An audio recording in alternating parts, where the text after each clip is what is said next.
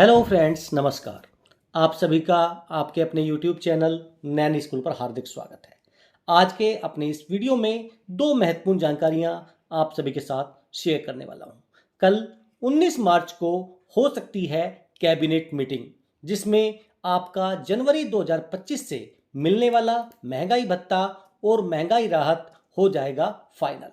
क्या 55% होगा या 56% होगा? क्योंकि जो आंकड़े कह रहे हैं और जो मन कह रहा है, दोनों ही अलग अलग बातें हैं। और बात करेंगे पेंशन बढ़ोतरी को लेकर। सरकार ने, रक्षा मंत्री जी ने जवाब दिया है संसद में। पेंशन बढ़ोतरी पर 10 साल में 3 बार पूर्व सैनिकों की पेंशन बढ़ा दी गई है और उन्होंने डाटा पेश किया है, जो डाटा आपको मैं दिखाने वाला हूं आज के अपने इस वीडियो में। अगर आप मेरे चैनल पर नए हैं, चैनल को सब्सक्राइब कर लीजिए। वीडियो पसंद आए तो लाइक और शेयर जरूर करें। सबसे पहले देखिए, बात करते हैं डीए बढ़ोतरी का ऐलान कल। खत्म होगा केंद्रीय कर्मचारियों और पेंशनर का इंतजार। कितनी बढ़ेगी सैलरी? देखिए, कल कैबिनेट की मीटिंग हो सकती है। जैसा सुनने में आ रहा है कि कल कैबिनेट की मीटिंग में डीए डीआर पर भी मोहर लग सकती है। तो केंद्रीय कर्मचारियों के लिए महंगाई भत्ते डीए में 2% बढ़ोतरी जल्द हो सकती है। देखिए, जो ये सब न्यूज़ चैनल्स हैं, ये जो अखबार हैं, जो पहले 3% के बात करते थे, लेकिन जब हमने आपको बताया कि आंकड़े जो हैं 55.99 हैं, अब देखिए इन्होंने भी अपने आंकड़ों को 2% पे लेके आ गए हैं और कुल मिला के 55% की बात यहाँ पर की जा रही है। इसका लाभ जनवरी 2025 से मिलेगा और एरियर भी दिया जाएगा। 18 मार्च 2025 की ये न्यूज़ है। सरकार द्वारा जो भी डीए बढ़ोतरी की जाएगी वह 1 जनवरी से प्रभावी होगी। इसका मतलब है कि कर्मचारियों को जनवरी 2025 से मिलने वाले अतिरिक्त पैसे का एरियर भी दिया जाएगा। सरकार ने पिछली बार जुलाई 2024 में 3% महंगाई भत्ते में वृद्धि की थी, जिसमें 50 से बढ़कर 53% हो चुका था। अब हालांकि देखिए, कर्मचारियों में एक असमंजस की स्थिति है, क्योंकि जो आंकड़े बता रहे हैं 55.99, तो उन आंकड़ों के हिसाब से ये बैठ रहा है आपका 2% यानी 55%। लेकिन सभी को उम्मीद है, क्योंकि 55.99 है, कि सरकार इसको 56% घोषणा कर दे। हालांकि देखिए, इसकी उम्मीद बहुत कम है, लेकिन बहुत ही जल्द इसके ऊपर से भी पर्दा उठ जाएगा। अब बात करेंगे दूसरा महत्वपूर्ण सवाल। Government of India, ministry of defence, department of ex serviceman welfare, Rajya Sabha में क्वेश्चन पूछा गया सरकार से और श्रीमती सागरिका घोष जी ने पूछा हमारे रक्षा मंत्री जी से, पेंशन फॉर वेटरन्स।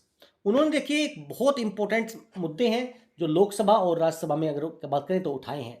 उन्होंने रक्षा राज्य मंत्री से पूछा था। उन्होंने डिसेबिलिटी पेंशन के ऊपर ऐसा जवाब दिया कि उसका क्या सिर पैर था, कुछ समझ में नहीं आया। लेकिन रक्षा मंत्री जी ने जो जवाब दिया वो भी आप आज देखने वाले हैं। The total number of veterans from armed forces who are receiving pension from government in the state of West Bengal. उन्होंने वेस्ट बंगाल के लिए पूछा। The total amount of pension fund allocated to these veterans from the state of West Bengal during last 3 years. Whether government plans to increase pension for veterans, क्या सरकार जो हमारे veterans हैं defence के, उनके पेंशन बढ़ाने का विचार कर रही है? If so, the details thereof. The step taken by government to ensure well-being of the veterans. और इसका जवाब दिया राजनाथ सिंह जी ने, आप सभी जानते हैं, मिनिस्टर ऑफ डिफेंस, रक्षा मंत्री जी ने। A to E, a statement is laid on the table of the house. देखिए यहां पर जो ए का आंसर था, as per records maintained by SPARSH database, the total number of veterans from armed forces who are receiving pension in bank branches used in the state of West Bengal, वो देखिए 1,02,85। The allocation of pension fund is done centrally, note in maintained state wise. तो centrally funds के through होता है, state wise उसका data नहीं रखा जाता है। C and D, review of basic pension is carried out based on the recommendations of the pay commission and acceptance by the government. यानी जो पे कमीशन आता है वो अपनी रिकमेंडेशंस देता है, फिर सरकार उसको एक्सेप्ट करती है। उसके बाद जो बेसिक पेंशन है उसको रिवाइज किया जाता है, उसका रिव्यू किया जाता है। A dearness relief which is assessed periodically may result in increase and amount disbursed। और जो डीएडीआर बढ़ता रहता है वो भी आपकी बेसिक पे बढ़ता है, उससे आपकी जो पेंशन है उसमें भी इजाफा होता है। Additionally, with effect from 1 July 2014, the government has launch one rank one pension scheme for ex serviceman that seeks bridge the gap between the rates of pension of current and past pensioners at periodic intervals. उसके बाद में government ने क्या क्या step लिए वो भी आप देख सकते हैं। जैसे आपके पेंशन ड्यू होती है, मंथली आपके खाते में आ जाती है। Facilitating resettlement through DGR, facilitating welfare schemes through केंद्रीय सैनिक बोर्ड, जिला सैनिक बोर्ड, राज्य सैनिक board, extended health care facilities through ex serviceman contributory health scheme. यानी उन्होंने पूरा डाटा यहां पर रख दिया।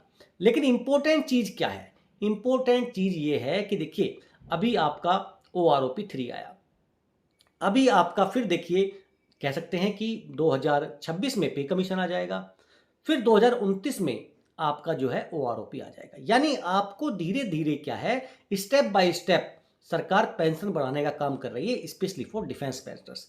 ऐसा यहां पर माननीय मंत्री जी कह रहे हैं। लेकिन ये बात आपको सोचनी होगी कि जो विसंगतियां हैं उनको दूर करने का फर्ज जो है, जो काम है, जो ड्यूटी है, वो भी उन्हीं की है। इतनी ड्यूटीज हैं, इतनी रिस्पॉन्सिबिलिटीज हैं, लेकिन निभाने के नाम पे हम कहें तो मात्र वादे या जो कोरा कागज है उस पर कुछ लिख दिया जाता है, क्या उसके अंदर का सच्चाई है वो चीज़ सामने नहीं आ पाती है। बहुत से डिसेबिलिटी पेंशन के ऐसे केसेस हैं जिनको लेकर हाई कोर्ट, सुप्रीम कोर्ट में जाया जा रहा है, बार बार उन केसेस को जो है यहाँ पर रिजेक्ट कर दिया जाता है, लेकिन फिर कुछ नया टिकरमबाजी लगाकर उन केसेस को होल्ड पे डाल दिया जाता है। ये कहीं ना कहीं हमारे पेंशनर्स के लिए एक बहुत बड़ी कह सकते हैं कि चिंता का बात है। आपको ये जानकारी कैसी लगी और आप क्या समझते हैं इन जो रिपोर्ट्स आती हैं इनके बारे में? अपने कमेंट्स जरूर दीजिएगा। फिर मिलेंगे आपसे। जय हिंद, जय भारत।